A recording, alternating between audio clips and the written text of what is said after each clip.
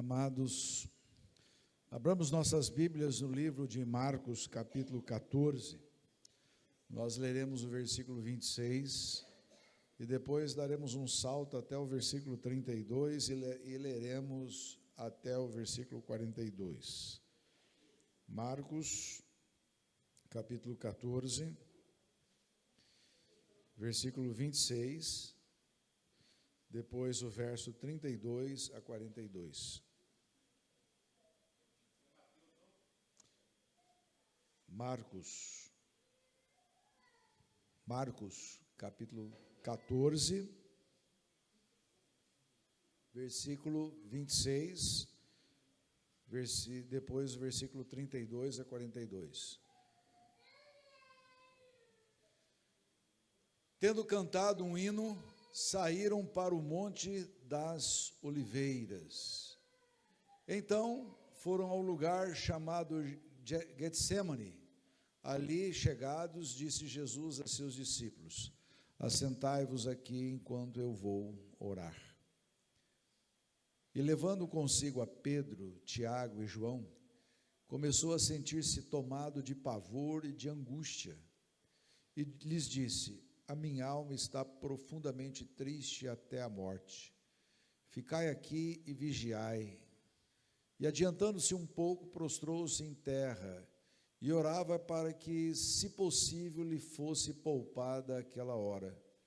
E dizia: Abba, Pai, tudo te é possível, passa de mim este cálice, contudo não seja o que eu quero, e sim o que tu queres. Voltando, achou-os dormindo e disse a Pedro: Simão, tu dormes? Não pudestes vigiar nem uma hora? Vigiai e orai, para que não entreis em tentação. O espírito, na verdade, está pronto, mas a carne é fraca.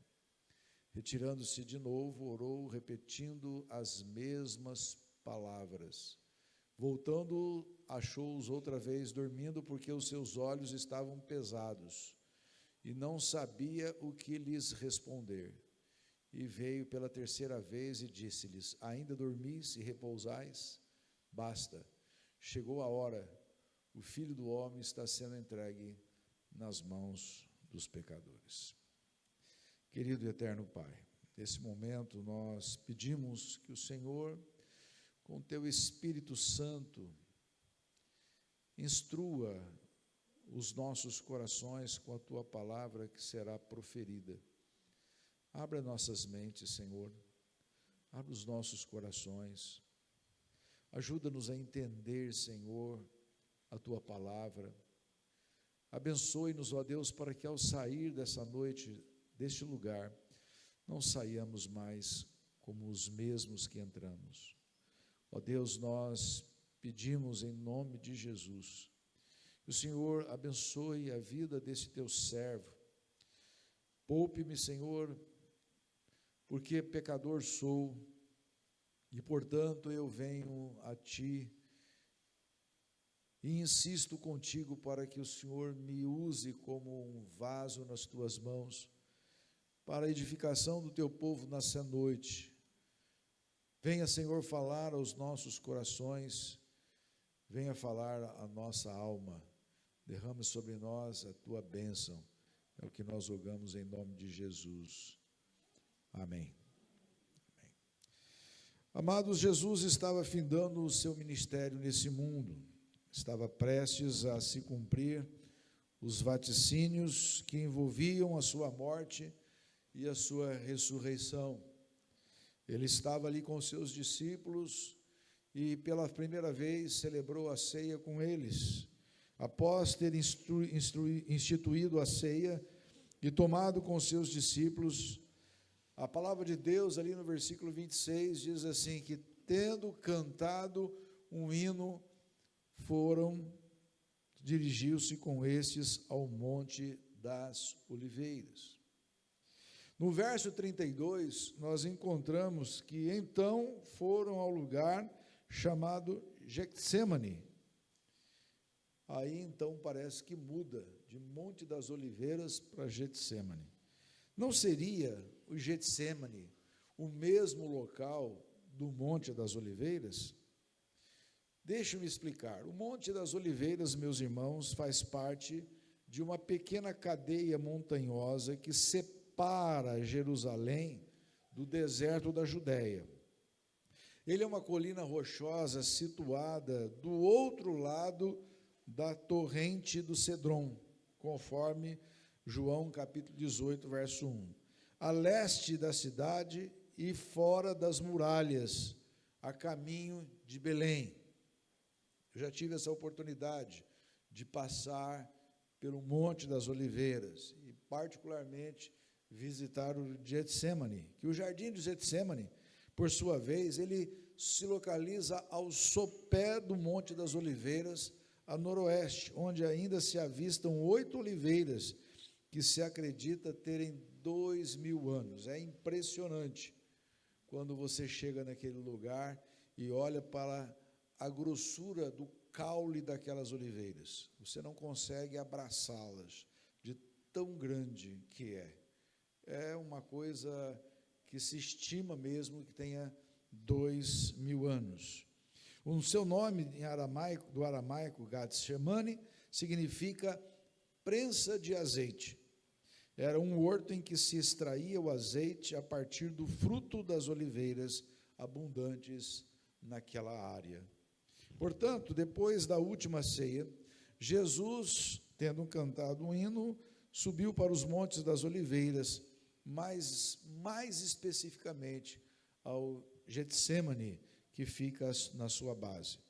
Bom, tendo exposto isto, podemos notar que houve uma profunda mudança de uma comunhão agradável com os seus discípulos, onde ele estava ali instituindo a ceia do Senhor, estava instituindo um dos sacramentos da igreja, da sua igreja, e agora ele vai para o Monte das Oliveiras, depois de ter cantado um hino. Parecia um momento agradabilíssimo, mas ao chegar ali, há uma mudança muito grande da ceia para a solitária agonia no Getsemane. Quais lições poderíamos aurir desse trecho da palavra de Deus? São 3 lições que eu gostaria de destacar, entre muitas que nós poderíamos destacar do texto. Mas, dentre essas, eu gostaria de ser bem breve e objetivo. O primeiro delas, meus irmãos, que o Getsemane é um jardim de oração. É o jardim de lutas. É o jardim de travar batalhas. Então foram para um lugar chamado Getsemane, e ali chegados, disse a Jesus aos seus discípulos: assentai-vos aqui enquanto eu vou ali orar. Ele se afastou um pouco dos seus discípulos para orar, e ali começou os seus momentos de agonia. Era um momento que batalhas estavam sendo travadas, lutas estavam sendo travadas, mas antes de falar das lutas, eu quero fazer uma pergunta para você. Você já esteve em alguma situação, viveu alguma situação em que você sofreu algo ruim, ou melhor, que você sofre ou sofreu com algo ruim que estava prestes a acontecer? Não havia acontecido, mas estava prestes a acontecer. Aquilo estava tirando-lhe a paz, trazendo uma angústia muito grande. Não sei, talvez você pode pensar num momento da sua vida em que você fez uma cirurgia, por exemplo, e essa cirurgia fosse muito delicada, e antes dessa cirurgia uma angústia toma posse do seu coração, e aquilo te angustia profundamente. Antes que ela aconteça, você está sofrendo antecipadamente com aquilo que você vai atravessar. É uma coisa ruim e é uma coisa boa. Mas quando você está prestes a atravessar uma coisa ruim mesmo, uma situação bem conflitante, bem confusa, bem destoante com a alegria que você está vivendo. Amados, foi exatamente o que aconteceu com Jesus, pois neste lugar, ali no Getsemane, no Monte das Oliveiras, que Jesus atravessou por os momentos mais críticos do seu ministério. E foi ali, meus irmãos, um momento de comunhão profunda com Deus. Antes de prosseguir na caminhada para a cruz, foi necessário que Jesus buscasse intensamente a comunhão com o Pai para fortalecê-lo antes o sofrimento que já estava se iniciando. Quando Jesus chega naquele lugar, o seu suor se transforma em gotas de sangue pelo tamanho sofrimento que ele estava atravessando. Mas era exatamente no momento em que ele estava orando. Observe, meus irmãos, que enquanto Jesus orava, Deus não o poupou daquele sofrimento terrível, daquela angústia atroz. Mas ele também não deixou de ter comunhão com o Pai. São nos momentos mais críticos da nossa existência que muitas vezes nós deixamos de ter comunhão com o Pai. São nos momentos mais críticos da nossa existência que nós começamos então a abandonar o momento de oração, acreditando que nós sozinhos podemos atravessar os momentos de sofrimento que estão se iniciando. É necessário ter uma comunhão com Deus. Jesus precisava daquela comunhão, Jesus precisava daquele momento, Jesus precisava porque ele estava ali iniciando a sua caminhada para a cruz.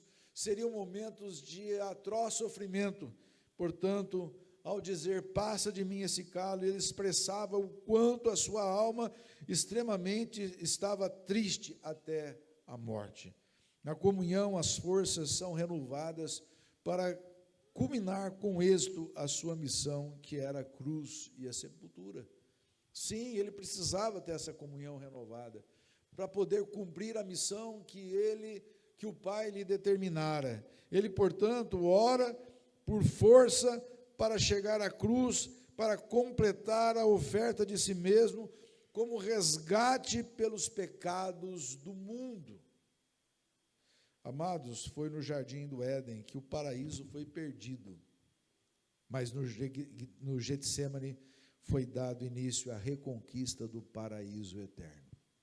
A oração é vital para a igreja, pois é uma ordem divina, mesmo que pareça que os ventos soprem contra nós, contra a igreja, mas Deus tem seus propósitos a cumprir.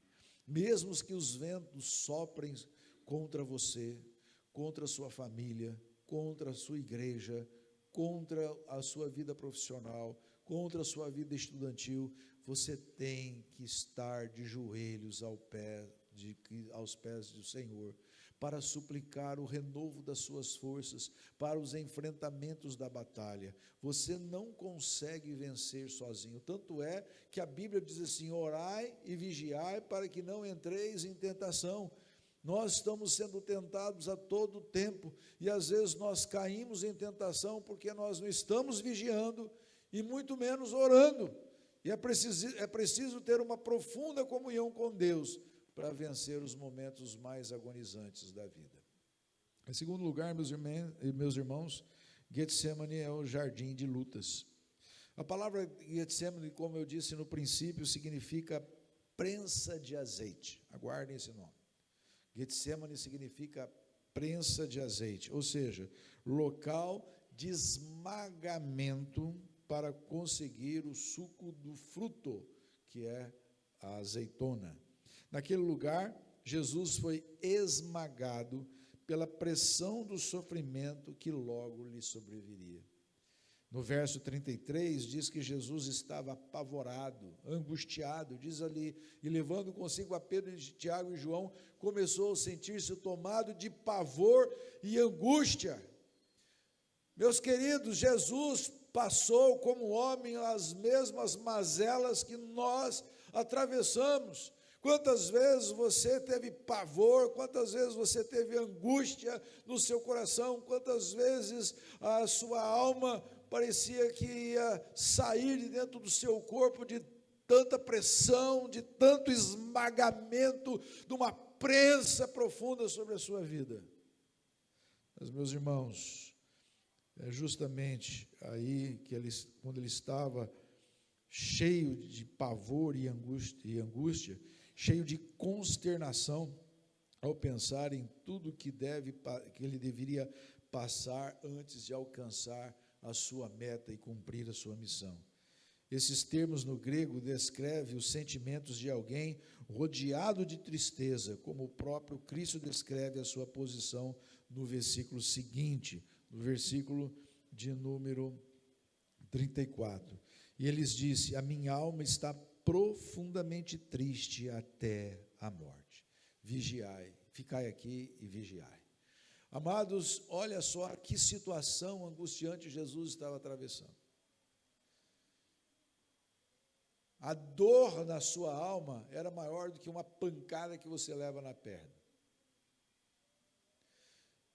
Semana passada, ou retrasada, quando eu estava em São Paulo, no meu módulo de mestrado, eu estava me dirigindo para o hotel, juntamente com meus colegas de classe, quando de repente eu torci o pé, torci o tornozelo e caí com o joelho na calçada. Eu não sabia quem doía mais, se era o pé, ou o joelho. Era uma dor lancinante. Além de tudo, uma dor, quase uma dor de cabeça, por tanta dor que estava sofrendo. Agora, Jesus, ele estava sofrendo uma dor muito maior de qualquer dor que nós possamos sentir neste mundo. Jesus estava sofrendo a dor por causa do pecado nosso, meu e seu. Ele haveria de levar esse pecado na cruz. Ele deveria ser crucificado no Calvário por mim e por você, para nos libertar da morte eterna. Queridos, que coisa tremenda. É por isso que ele estava angustiado. Em sua natureza humana, vejam bem, na sua natureza humana, como homem que ele era, também clamou repetidas vezes para que fosse poupado de enorme e penoso sacrifício. Contudo, ele lutou contra a vontade do eu para acatar a vontade do Pai. Não seja como eu quero, mas como tu queres. Amados, é muito interessante. Jesus estava ali e orou para que fosse poupado, se possível for, passe de mim esse cálice. Contudo, não seja feita a minha vontade, mas a tua vontade. Observe, meus irmãos, que ele lutou contra a sua própria vontade para fazer a vontade do Pai. A minha pergunta é: você tem lutado contra a sua vontade para fazer a vontade de Deus? Pare para pensar a respeito. Será que você tem lutado contra a sua vontade para fazer a vontade de Deus? Porque muitas vezes a vontade de Deus para a sua vida não está sendo, entre aspas, a melhor naquela hora. Talvez o momento que você esteja atravessando seja um momento de dor e angústia, de pavor e sofrimento, que você não gostaria. Então, às vezes, você pode até negociar, tentar negociar com Deus, mas na verdade não fazer a vontade dele. É preciso tomar cuidado para que nós não venhamos fazer esse tipo de negócio. Você precisa acatar a vontade de Deus, submeter a vontade de Deus. Quando nós cantamos o hino Castelo Forte, vocês viram naquela estrofe que se tivermos que perder famílias, bens, prazer, se tudo se acabar e a vida então se for, nós estaremos com Ele. O problema é que muitas vezes, meus irmãos, nós não acreditamos que Deus pode transformar o nosso momento de dor em alegria, mas nós temos que aprender a fazer a sua vontade. Foi uma luta agonizante, levando o seu suor a transformar em gotas de sangue, conforme lemos em Lucas capítulo 22, versículo 44. Lutou bravamente, contudo estava só, pois os seus discípulos, sabedores do que esperava o seu mestre, dormiam, conforme o versículo 37, versículo 40 e versículo 41 do texto que lemos. Amados, pare para anotar, ele levou os seus discípulos para orar com ele, para poder lutar com ele naqueles momentos difíceis de dor. Mas o que aconteceu com os seus discípulos? Eles dormiram. Não dormiram porque eles queriam dormir, mas aqueles seus olhos estavam pesados. Eles já não estavam mais controlando o seu sono. Talvez eles não tiveram, ou não sentiram, com certeza não compreenderam o tamanho da dor de Jesus, o tamanho do sofrimento de Cristo. Isso é uma verdade, queridos. Porque quando você está passando por uma dor terrível, o sono sai de você. Mas quando alguém da sua família está passando uma dor terrível, talvez você até penalize-se, você tenha dó dessa pessoa, tenha pena dessa pessoa. Contudo, quando vem o sono, talvez você vai e descansa. Eu sou uma péssima pessoa para viajar à noite e dirigir praticamente, porque se eu pegar o volante, dirijo um tanto de tempo, daqui a pouco eu começo a abrir a boca de sono e eu tenho que passar para alguém. Eu não consigo viajar uma noite completa. E eu me lembro que eu fiz uma viagem, a última viagem que eu fiz para Quirinópolis esse ano, juntamente com a família do Vinícius, né? E eu estava indo, eu peguei o carro, e quando eu entreguei o carro para o Alex, eu deitei do lado dele e apaguei. Eu nem vi que eu estava dormindo. Sou muito rápido para dormir. Se eu deitar para dormir, em menos de segundos, já estou dormindo. Então, eu apaguei de tão cansado que eu estava. Eu não aguentava mais dirigir. Se eu continuasse, um acidente seria provocado. Então, é preciso entender, meus irmãos, que aqueles discípulos do Senhor, eles estavam com um sono profundo. Estavam cansados. Eles não conseguiram ficar ao lado de Jesus para orar. E quantas vezes nós precisamos de pessoas para que estejam ao nosso lado e orando, e elas não estão. Elas estão cansadas, sobrecarregadas, e não conseguem orar conosco. Às vezes você está precisando de oração, você liga para o irmão, você conta o seu problema, o irmão fala outras coisas, mas não ora por você.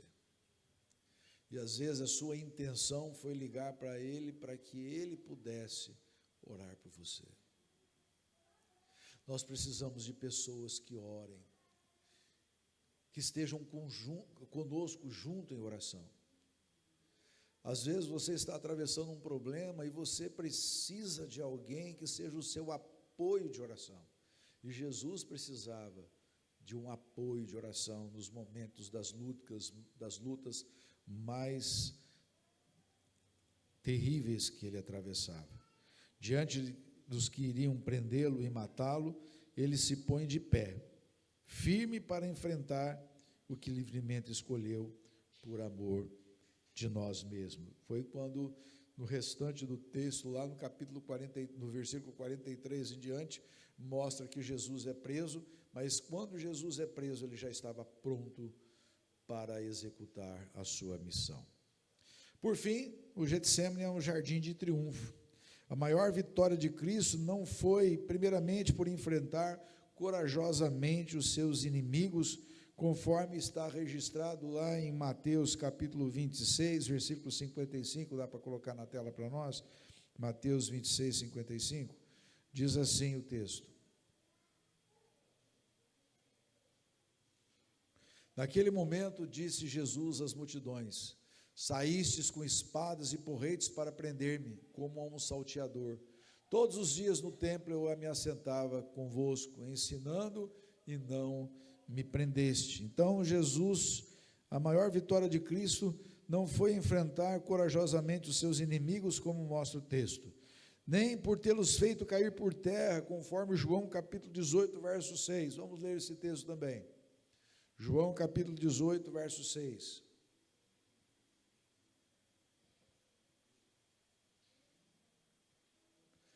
Quando, pois, Jesus lhe disse, sou eu, recuaram e caíram por terra. Também, meus irmãos, a maior vitória de Cristo não foi por poder, se assim o quisesse, destruir a todos os seus inimigos, simplesmente chamando legiões de anjos, seu exército do céu. Contudo, a maior vitória de Cristo, o maior triunfo foi o quê? Submeter-se à vontade de Deus. Submeter-se em obediência à vontade de Deus, mesmo que essa vontade não lhe parecia agradável. Amados, como diz Persense, entre aspas, faça-se a minha vontade e não a tua, transformaria o paraíso num deserto. Faça-se a tua vontade e não a minha, transformaria o deserto num paraíso. E fez o Getsemane a porta do céu, fecho aspas. A obediência faz com que tenhamos o controle de Deus sobre as situações angustiantes. A obediência faz com que neguemos o nosso eu para dar lugar à vontade de Deus. A tentação é vencida quando nós obedecemos a Deus.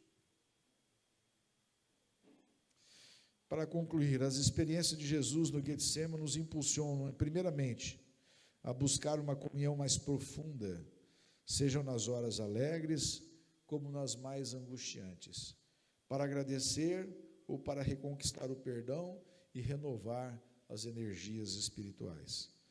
Antes de prosseguirmos em nossas lutas e batalhas, devemos recorrer em comunhão com Deus para receber o apoio, a direção, a força e a coragem do comandante de nossas almas. As experiências de Jesus no Getsemane nos impulsionam em segundo lugar, enfrentar as mais difíceis batalhas travadas no interior do coração com o ego próprio, com o mundo e com as potestades infernais. Em terceiro lugar, as experiências de Jesus no Getsemane nos impulsionam, primeiro, a obedecer, que é melhor que sacrificar, mesmo quando a obediência envolve um sacrifício. Segundo, não se submeter à vontade do Pai é fazer da vida um deserto, mas submeter-se à vontade do Pai é fazer da vida um paraíso. E que Deus assim nos abençoe. Amém?